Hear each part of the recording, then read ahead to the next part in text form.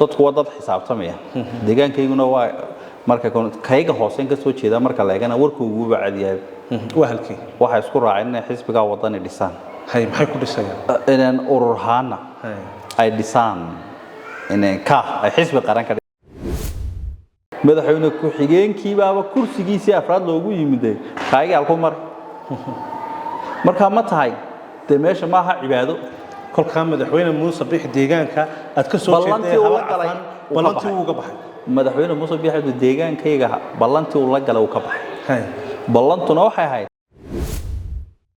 waxaan maqlay sharax madaxweyne abtigay anoo ixtiraamaya saacin oo leh marka aanu sidaa u fulan nigu wareejinaya waxaan qabaa madaxweynii waagaan nagula ballamay ee yidhi markaa waan halkan musharax baad noqon doontaa ma ka weynin صديقك تلذي سيه وجامين تسوي حاجة ربما يسترن تهيأ ترى صحنا ما دركت أنت ما تقول دي سنة أنا ومركي جورسين حبك نوعيدي سكالدون قيمة حلصية وحشين لا تنكي أنا كده بيه أوجس بامبرت كلنتو عنو ونكسن داود يا الواحد كسر دوّتهم ورئيسك التضباط كان أو ما أنت مرتين نقولي هاي بروفيسور تشيك عثمان عيه أو قدوميه هراء وسارة وحبرشة أهنا قدوميه كحجين كي هراء هيئة الشروع الدستور كسومالي لان قدوميه تشيك والواحد كور أنتها حالة ده هذا السومالي لان يكون شرطي دروشين كان يسكت كان أورورة السياسة يتم مدحته يده أوروره هذي اللي بيشرو بسم الله الرحمن الرحيم أبدأ أولا وأندوهي مركب هذا إحنا مهضنا الله سبحانه وتعالى يعني مهضنا وعيل تراد بنادو ما تصنتهاي إن شاء الله إن بالبرنامج كان عيل ترمان تكسر وهذا هذان سكوبان وجه الله وحين كتيرنا وقت دورشو يجاز دورشة دي مدحوينها مشرح مدحوينه يا مشرح مدحوينه كحجين يدور شوي كي ورده اسكوسيت كان إن شاء الله رتوح النوم مهم دمانتين هذين نهاي سومالان إنه ينوجو رمضان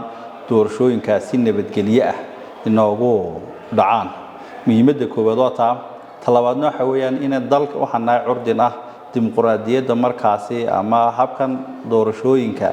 كل وقت بدنا سواق لان هذانا أن أدقوا ذا بسلان وحرجينا إن dadku fahmaan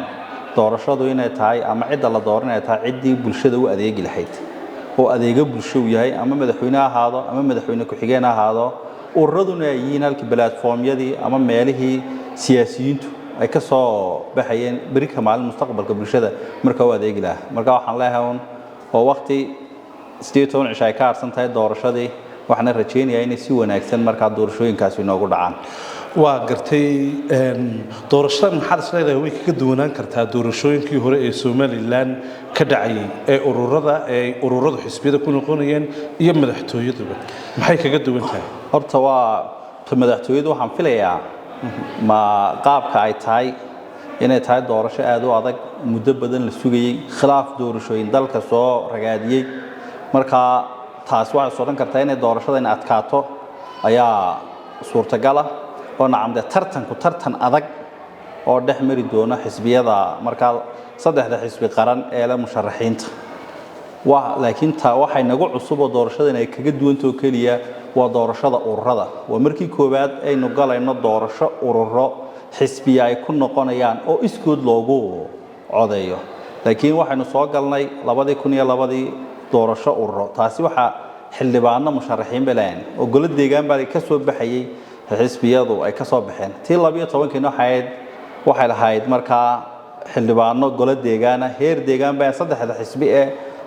ugu sareeya ay ku noqonay laakiin tan waxa weeyaan wato hal mar lagu soo saarayo ururkii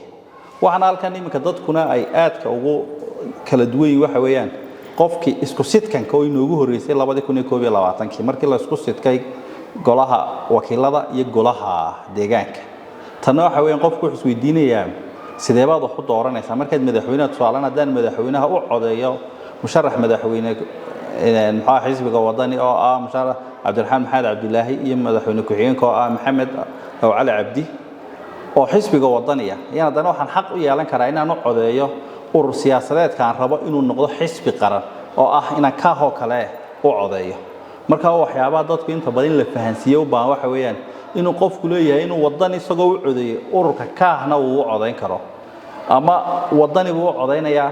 haddana xaggii hoose ururadana wadani buu ka dhigaa xisbi qaran oo wadani laftigiisu wuxuu u baahan yahay inuu xisbi qaran ku soo baxo musharax madaxweyne gaarana waa laba jeer buu qofkiiba markaa codeynaya marka waxay kaga duwan tahay waa isku sidkanka iyo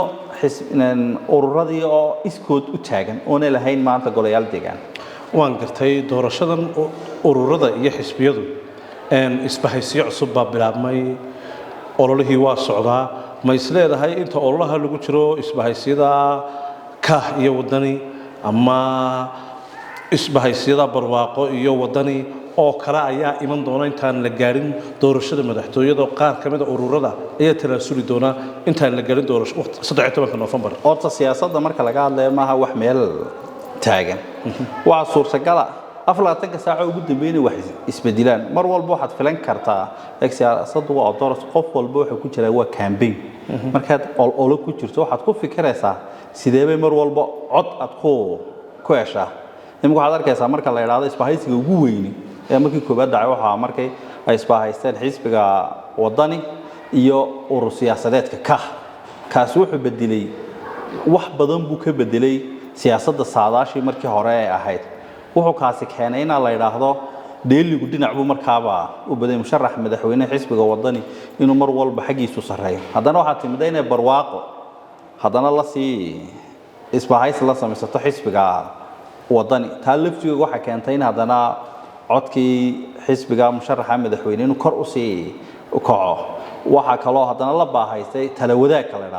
waxaad istil moodaysaa inuu xisbiga wadani uu isbahaysigiisu ka xoogan yahay marka loo eego xisbiga la tartamaya kulmiye oo labada xisbi aad ka u adag tartanka xoog loo dareemayo waa kulmiye iyo wadani iyadoo cidna meesha jirto laakiin siyaasad markay tahay mar walba isma oran kartid dad badan baad haysataaye waxaagu meel bay ku yaalaan siyaasadda lama waxba meel ku yaala iyadoo labadan ba adag la leeyahay waxa dhici karta inuu u cudeeyo marka inaad dadaal badan aad samayso dadka saad ku kasban lahayd taageerayaasha soo kordhisato ilaa iyo sanduuqa la codeynayo waa gartay adigu dhawaanka jeeka ahaan waxaad ka soo dhex muuqatay garab leeydi garabka isbedel doonka ee kulmiye oo siyaasiyiin iyo wasiirro jeeki goormad adigu isbahaysiga aad ku biirtay ama aad qaybad ka noqotay waxa aad u wanaagsantahay anu waxa kamid ahaa garab la yiraahdo isbedel doonka oo xisbiga kulmiye markaa ka tirsanaa laakiin uu arkay inay taageeraan musharax madaxweyne Cabdiraxmaan Ciro iyo madaxweyne ku-xigeenkiisa Maxamed Cali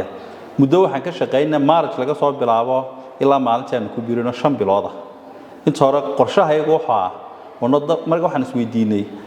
xisbiga aad marka hore taageerada haydeen ama ka mid ka haydeen dalka ma sii dhisi karnaa mise ma dhisi karno waxaan isku qancinaa ilaa maalinba way soo kordheen dadku laakiin waxaan gaadhnay ilaa 100 waliba kaadirkii xisbiga kulmiyaha dhamaantii waxaan isku qancinay maanta inaan hawshaasi inaga soconeyn musharaxa madaxweynaha aan haynaana ee Muuse Biixi Cabdinaan dalka ku qancin kareen kol hadayna ku qancin kareen maxaa tala ah oo dadka maadaama dalka siyaasiyiinana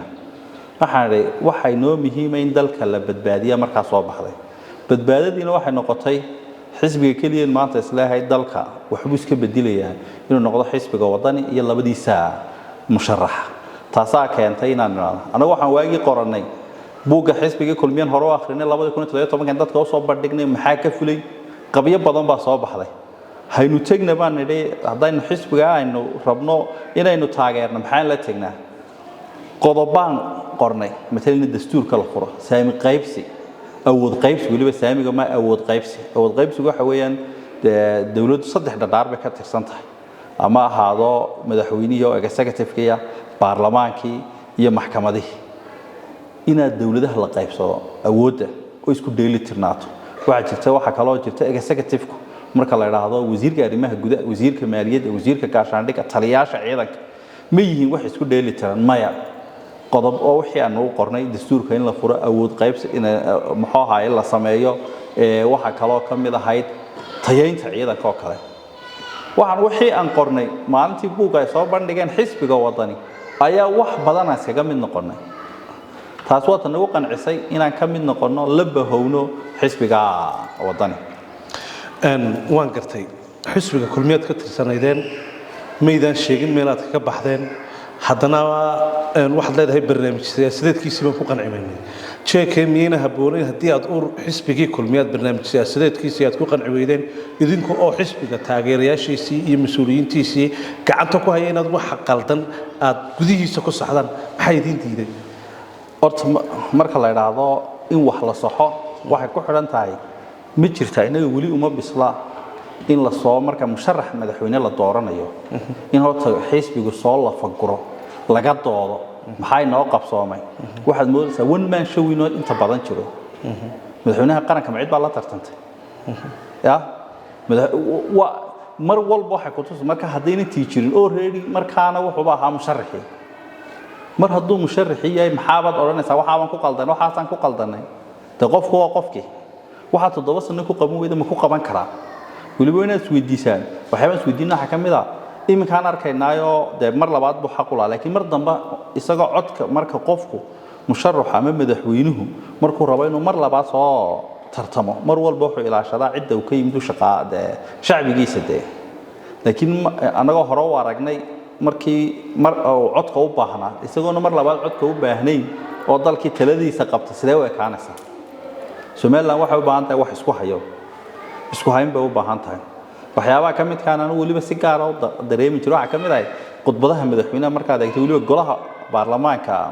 uu ka jeedinay waxa ka mid ah inuu Soomaaliya uu durayo marka Soomaaliya uu durayo wuxuu sheegi jiray awood qaybsiga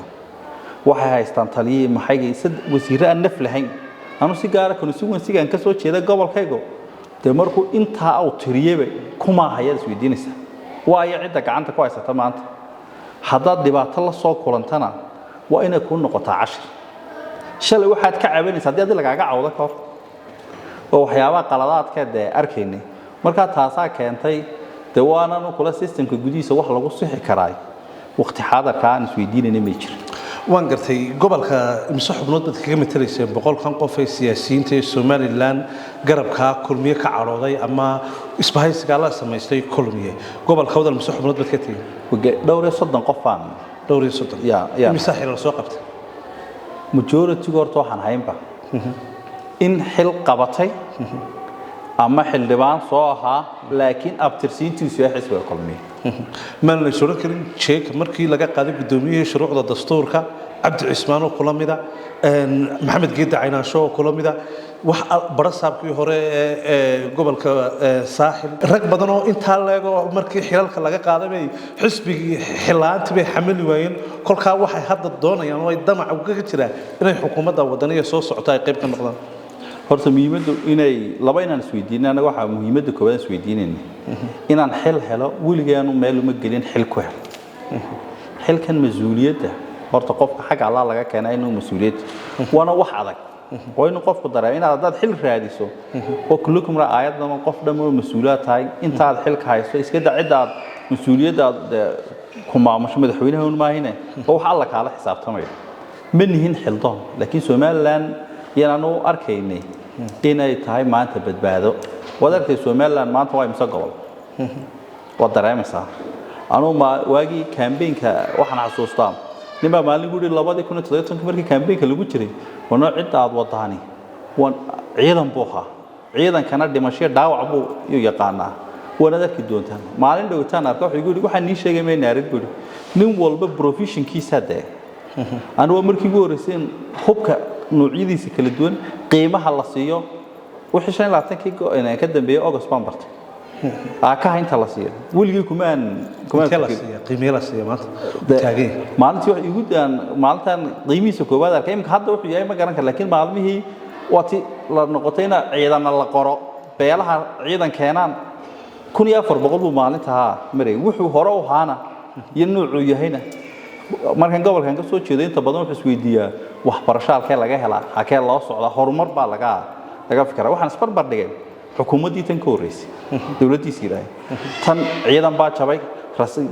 jabada meel gashay waxaasaad ka maqli jirtay joornaad ka maqlaysay waxa muxuu ahaayay waxa timday DB walba meel laga keenay mashaariic iyo horumar midna ciidan marka ay ku tusay qof walba professionkiisa inuu u dhaqaaqo laakiin waxaad leedahay madaxweyne Biixi hogaamintiisii iyo taladii Soomaaliland loo dhiibtay professionkiisii ba ama wixii uu khibrad u lahaa ciidannimo caqabad ku noqotay exactly waxa taawma kor soo baxday doodiga arkaya qofku marka mas'uul madaxda dal meel maamulayso qofka ugu nabadda jecel baad noqonaysaa Soomaaliland laascaanada inaad duqaysaa way kugu adkaanaysaa shacabkaaga aad maamulaysaa bitay mar walba waxaad ku fikiraysaa sidee nabadda aad u xalisaa meel marka mas'uuliyad lagu dhiibo waxaad waa inaad jeclaataa inay meeshaasi si nabada horumarna ay ku socoto laakiin dhiig inuu daataay waa wax adag xaa kala diinteena inagu dad islaamana dhiigga daadanaya maxalaal ba soo xaara way wax badan oo mas'uuliyadu ku farayso waliba ninka mas'uulka ee madaxweynaha oo dabaradeeg iyo dulqaad u lahaada ayaa meesha jirta arrintan intan aad maanta sheegayso horuma u sheegtay jeek anu inaanan fikirkayga arrintan imika aad sheegayso inaan miidiyaha iyo madaxweynaha iyo taladiisa cunay horuma uga hadasho horta su'aasha waxa weeyaan golaha wasiirada ma kamid عند جلا وزيرة كمدي reporting كسيسو وزيرة waxa loo magacaabo gacanyaaraashii madaxweynaha iyaga looga baahanyahay miiska dadka qaar waxay isweydiiyaan qofku markuu mas'uul wasiir yahay muxuu miidiyaha markaa u sheegay kama sheegay miiskuba la fadhiistaa ma oo inuu fikirkiisa la madaxweyne sidaa ma midna wayna faasha siyaasadda systemka aad ku dhex jirtaa qaabka u shaqeynaya laba xaalad mid uma ku banaan marka rayga tiraadno taasi inagama soconayso qofkii uu ku qanci waay ila cidba amnigana cidba uga mas'uulay cidii baadina miiska u sheegto cidaas haduu ku qanci waxay inay iyadu reaction keega qaato inagu laakiin Afrika markaa nahay qalad yar oo madaxweyne sameey dalalka kale ama intuu raado waxaan ku dhisay wadada bak iyo boorma haduu qaban waayo oo inuu u iscasilaabo oo fuli weydo laakiin inaga dama jirto markaad eegto gobolka maanta siyaasad ahaan laba saddex musharax ayaa madaxweyne ku xigay ka wada saddexda musharax mid deegaankaaga ka soo jeeda oo cid uu ka sharaxay midna wuxuu ka soo jeedaa bariga midna waa galbeedka saddexda musharax ee madaxweyne ku xigeen ee gobolka aad siday saameyn siyaasadeed ugu kala leeyihiin saddexda musharax madaxweyne ku xigeen ee talada dalka Soomaaliland u tartamaya saameyn inta laga bay gobolka iyo deegaankaaga ay ku wada leeyihiin horta marka xaqiiqada ma saameynta iyagu ku leeyihiin saameyntu waxay ku timaadaa dadku waa dad xisaabtamaya deegaankayguna waa marka kayga hooseyn ka soo jeeda marka leegana warkoogu u bacadiyaa wahalkii waxa isku raaceen in xisbiga wadani dhisaan maxay ku dhisayaan inaan ururhaana ay dhisaan inaan ay xisbi qaran ka dhigaan waa ka deegaan kaasiye ka deegaanka laakiin aan oo jeekaan waxaan ku qanacsanahay inaan dhiso xisbiga wadani musharax madaxweyne ku xigeen maxamed ambassador maxamed cali oo cabdi ayaan dhisaya muxuu kaga duwanaaday saajin iyo shiine labadooda ku doorbideen wali ma horta mid dalka taladiisa qayb uga kula isaga waxyaabo badan baa markaa loo system kan aan leenahay maanta ma wadi karo ayuuba ka tirsan yahay ka musharaxaasi nidaamka aad ka tirsanteed musharaxa u tahay wax kasti oo dhaliilo oo lagu tirinayo ka mid weeyaan لأن داب كيك ركع يمكن مدياي مركا إسقى على كاسة إنه كو إسقى مركا لقيمة تسوي ويصير بوكا مدحونا جري مدحونا كحجين باجري لبضع ثلاثة الله دورته ولا لبضع وحي سومان لك وحماده إن يجعل الله راعوي يسوي ويصير بو هاي محيابها كله وبيه قرقرنا يساش شيء محيي إسقى ويصير بوها حسب جوعه كي هاي رجع قلها وحكي هاي هجان كحسب جوي مشرح نو كيه يا marka minis waan mustanbeed ka xisbiga ragga go'aanka taladeeda leh horta madaxweyne ku xigeenkii hore madaxileedkiisa uu ka dhamaaday waxaana ka dhameeyay maba lahaba isagu 10 out mar labaad uu tartami karo oo dastuurka isaga ka xiray kullu isaguna inta jeer oo hadlayna waa uusde waa ka isagu xagga isku bari yeelay marka abtigay waxba haygu soo xoqinay wuxuu ka mid yahay systemka iyo ka mid yahay لكن أنا عند أنه ما تضل كين اللي جبت بعديها تو مدحونها قرنك واتقنا مدحون كحجينده دستوركم حسية وطال أود أنت اللي جبوا يوليه inagu inaan u fikirna ma xataa gobolkeenu dee eg waxay maanta aad haddaad u fiirsato dadku waxay kala dooranayaan labada musharax ee madaxweynaha iyo labada madaxweyne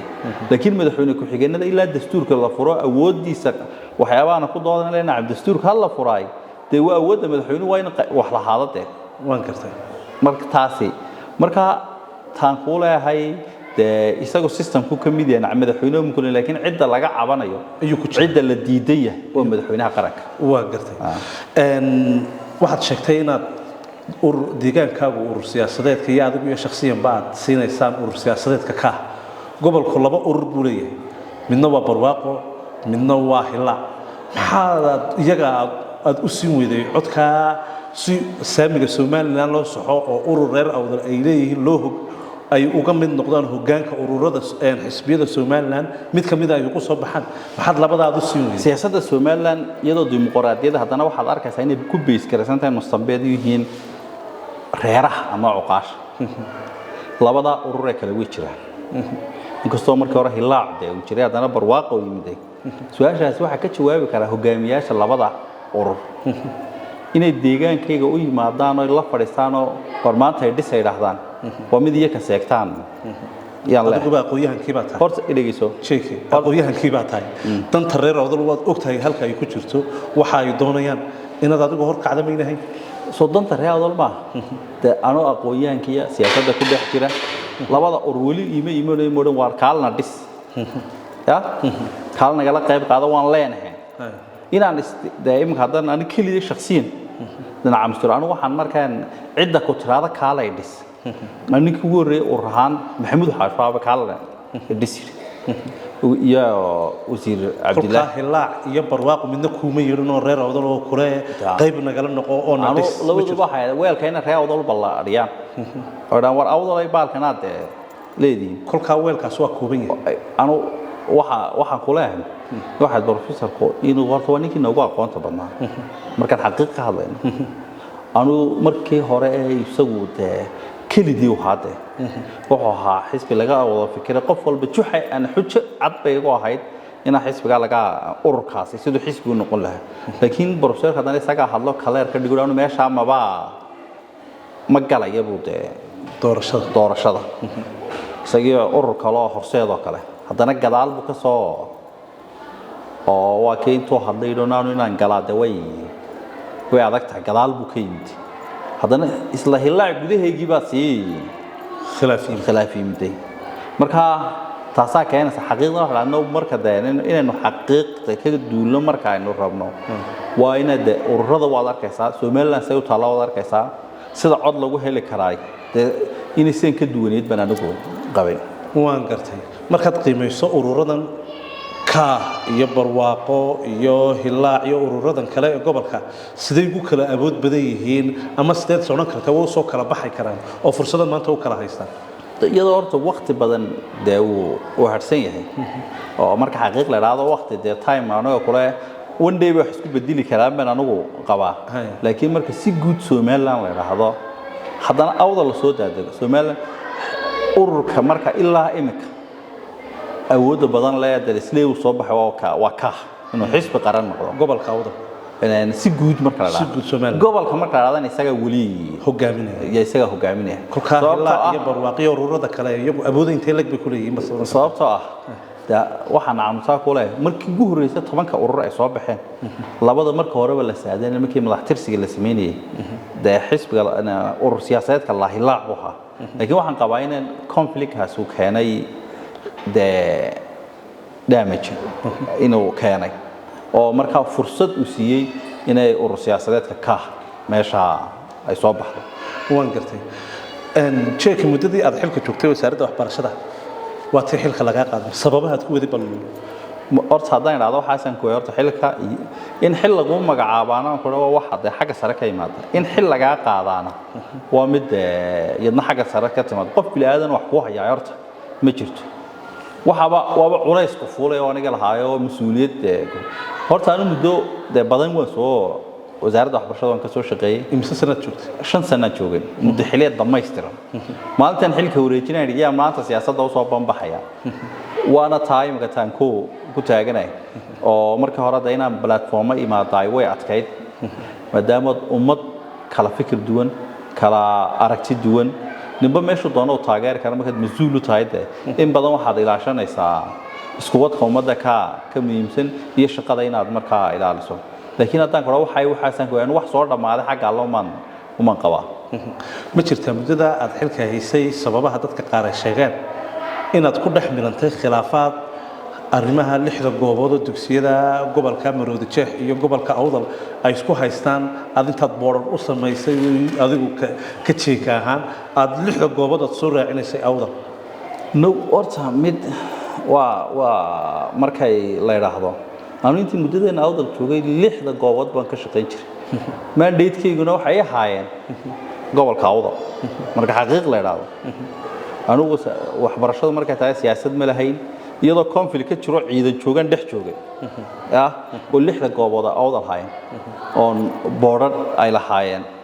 laakiin ugu dambeyntii waa dadka qaar baa nimbaasi maalmaha ugu dambeysay wasiirkii ugu dambeeyay uu joogo safar saylac ku tagnay ayaan hadana mashruuc ka shaqeyn jiray xeebaha oo la oran jiray in dugsiyada go to education oo kale ama ardaydu in dugsiyada la geeyo UNICEF yaa jiray kaasa gasoon jeclayna deeg maxaa laga qaad micna ay sameeyeen laakiin way jirtay in 6 goobood u sameeyay ay arkeen dadka qaar wali wasiirkii markaa joogay oo de goobaha imka metelan kala ceel sheekh degmada Lughaya gobolka Awdal baa qarna horena waan u geeyay waana tagi jiray boorad noocaaya khilaaf ma dhalan sarinta khilaaf ma dhalin laakiin dad qof basibu xilka u raadiyaa ma ayaa boorarka kale u dhiibay maxaa ilaa madaxweynaha loo geeyay kolka boorashada loo dhiibay oo la yiraahdo nacam boorashada loo dhiibay ninkan wasiirka loo dhiibay kolka waa shakhsiyad adiga kursiga duulaan ku ah kursigu oone kale aanu intaan joogay wiligii ninka ka gulwaday kursiga igu hayeedimay qofna uma tig waxa hataa wasiirka markii la joogo 3 bilood markuu joogaana ma wada shaqeyn karaan waxa rabaa meesha in cid kale la keeno ahu ma qiyaasi kartaa muddadan xilka jooga in ka badan 5 jeer baanu meesha iska risaan gareenayo la waa meeshan eg markaad ummad sababaha isku ka risaan garanaysa waxa eg markastaan waxa ka fikiri jiray waxay gobolkaas u leeyeen la helo bareerigan ka dhiibin jiray oo inaad waxa meesha markaa joogta Hargeysa lagama jeclayn miyaa waxa gobolka u leeyahay in horumar soo gaarsiiyo Hargeysa ma jeclayn lama oran karo laakiin waxa jirta nidaamka systemka marka lagu wada jiro ninba si buu fikiraa wasiirba si buu fikiraa oo de ma garanaysaa iminka marka aad leedahay goobaha ayo kale marka waxa la MS baa jiro dhaatada lagu xireeyo waxbarashada ana Awdal baan ku soo xiran jiray ninka Maroodi Jeex wuxuu rabayaa inuu Hargeysa ku soo xirato marka waa inaad tusi kartaa anu siyaasad iyo xuduudaheega iyo doorashada ma maamulo laakiin waxbarashada iyo degmada Lughaya marka Google-ka meel walba la geliyo haddii ceel sheegtaa waa ceelsha waan maamulaya marka mas'uuliyadaheega marka haddii inkastoo iyo marar badan oo markii siyaasadda 17 oo kala de oo de khilaafaadka dadku de ninba si u report gareynay tusaalaan marka siyaasadda kale waxa dhacaysa inuu wasiir deegaankiisu mucaarad u badan yahay laakiin gobolka Awdal oo arko nin macallin oo ka soo horjeedo uu yiraahdo shaqada ka joojin ninku aduna calan haysan anad arkayn shaqadiisii uu gudanayo way adag tahay inaad kaga hor timaado xisbiga kulmiyeed dhawaanaad ka baxday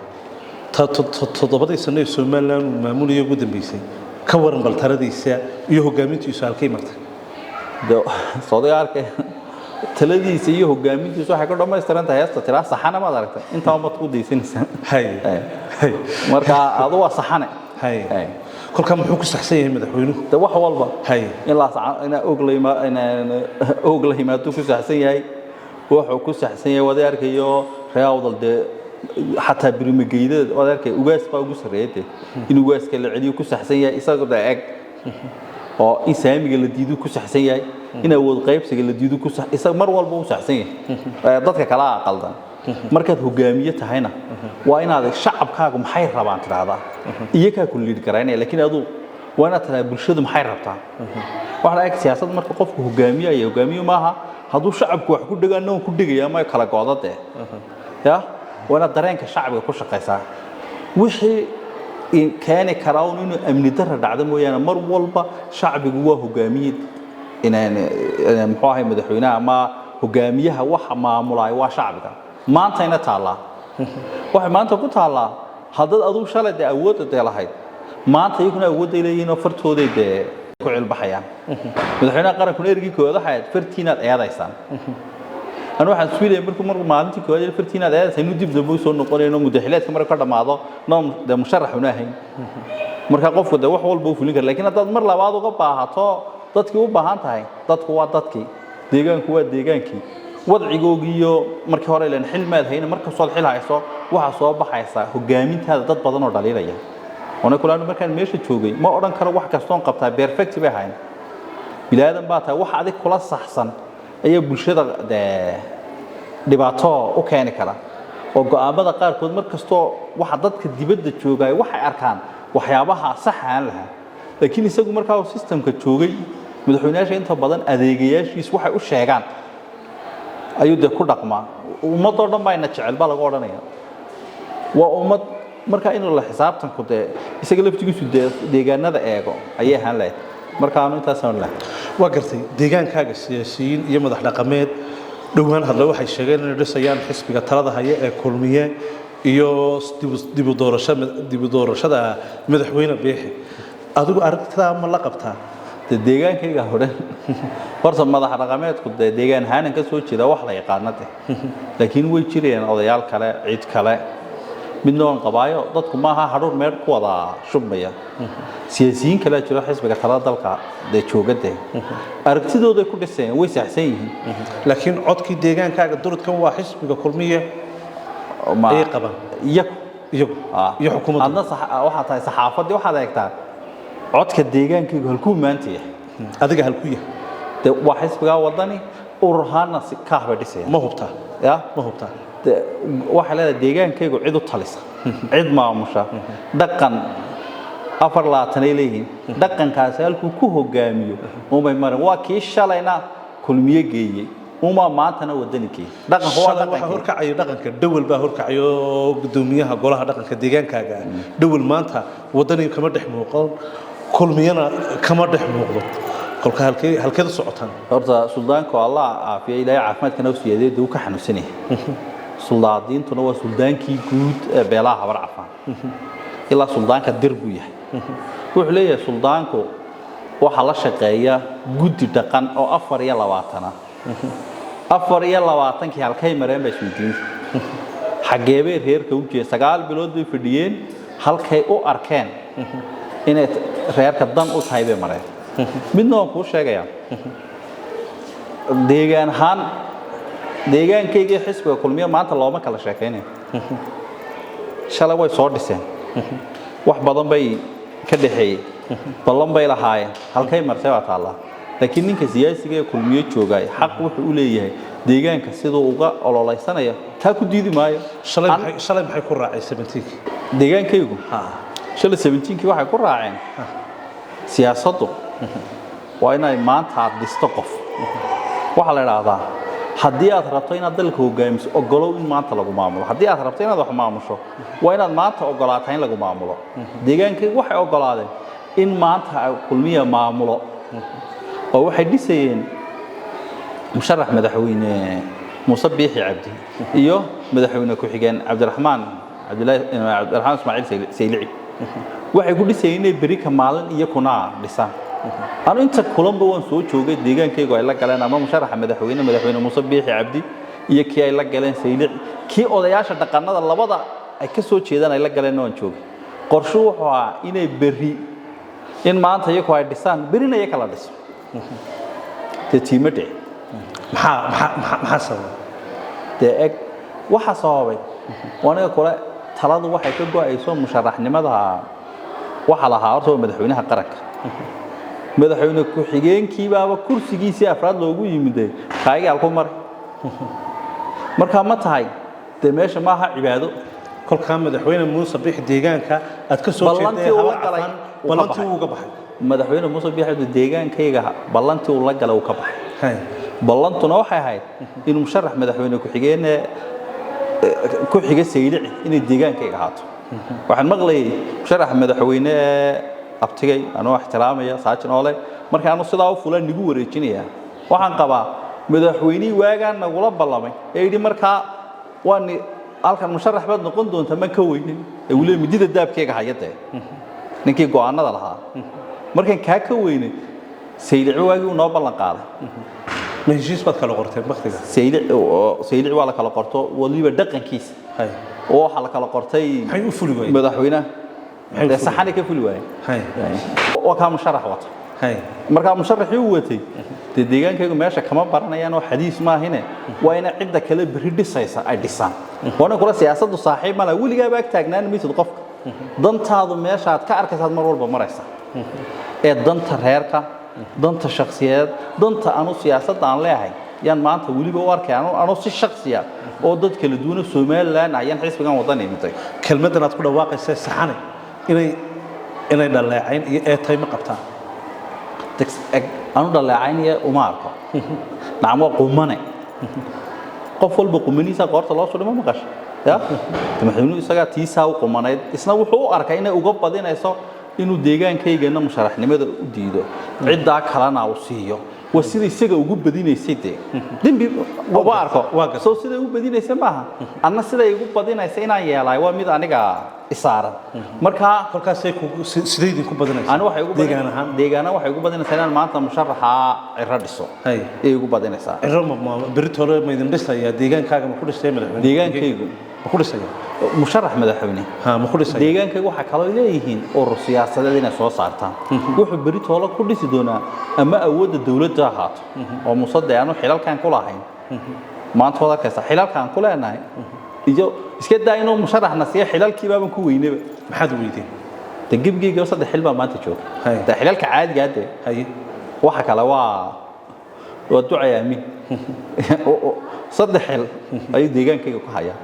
waxa kale waa markan xaqiiqada leenahay waa wasiir waa agaasimo guud waa iyo commissioner te wasiir ku xigeenada waad aragtay da ku xigeen markaa taasi waa halka maxaad weydeen oo maalinta waxaan in ka badan 16 xil madaxweynaha afkiisa waxaan ka maqlay haddaan wax inagu daro waan wixiina wax ina kordhaan mooyaan waxba inaga dhinmi maayo marka iska daa inaan musharax madaxweyne ku xigeen ka helnay xelalkii baan baadi goobayna waa gartay ugu dambeyntii maxaad fariintaas soo jeedinayso ee doorashooyinkan iyo isbahaysigan aad ku biirtay ee wadani maxay tahay ugu dambeyntii waxaan leeyahay horta bulshada reer Soomaaliland waxa maanta dalku badbaado u baahan yahay badbaadada u baahan yahay isku tal umadeed buu u baahan yahay muhiim ma aha in aanu wax helo laakiin waxa muhiim ah qaranka jamhuuriyadda Soomaaliland oo nabada ummadiyo nabada ummadda walaalo ah marka waxaan leeyahay maanta waxaan u arkay aanu fikra marka shakhsiyan eego in maanta wadani la dhiso oo Cabdiraxmaan Ciro la dhiso iyo Maxamed Cali ayaan leeyahay taasaa dhamaanteen Cabdiraxmaan Ciro iyo Maxamed Cali markaynu maanta dhisna hadaynu ka weyno danta dalku tahay waa qasab cid walba waa laga horiman anaaba ka horiman sababta maxay noo dhisanaa in ummadi badbaado horumarna la gaadho taa waxaan leeyahay marka xisbiga wadani musharaxiintiisa maanta aan dhisno anu shakhsiyanna waxaan dadka dhisaya musharax Cabdiraxmaan Ciro iyo Maxamed Cali ururhaana waxaan dhisay ururka ka والله نك هايستانا وان صاحبكيا إن بدنا صا ولا شقينا محمود حاش وان حيرين تيقانا لابد يكون اللي حيطان كمان أنت اللي مجعبس ويكايوريس يسوي صا رادي مش عبد الله إبراهيم حبنا نك ديجهان نقول مثله كونه جيرانه وانا وزير كيجي وانا سياسة هان لابد أسبوعين لابد 91 كلايم كده سوى مالنا سوى شوكه مركا حنلاقي هاي كاه نهلا ديسو أو حسب قرن هلا قديكو وضني نمد حين هلا قديكو عبد الرحمن عرة يمحل علي بالله داود يا الكاسوح وها بروفيسور تشيك عثمان عيه قدوميه هراء وسارده وحبرشده يقبل كاودل احنا قدوميه كحجينكي هيئه شروع دستورka Soomaaliland oo maanta barnaamijka toddobaadka ee awdal media marti noogu ahaa aad bad ma santay